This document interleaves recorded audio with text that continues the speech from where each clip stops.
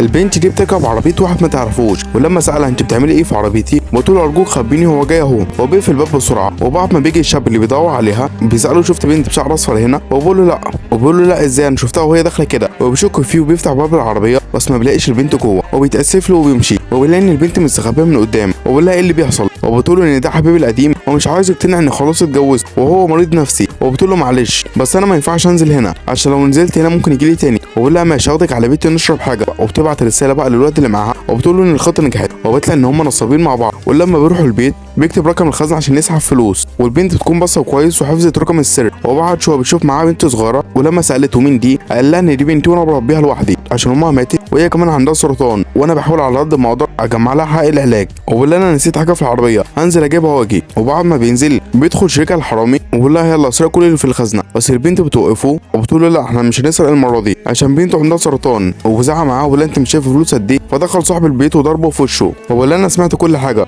هو بتقول له لو عايز تبلغ عليا بلغ، وبيقول لها البوليس فعلا في الطريق بس هيقبضوا عليه هو بس عشان انا حاسس انك طيبه.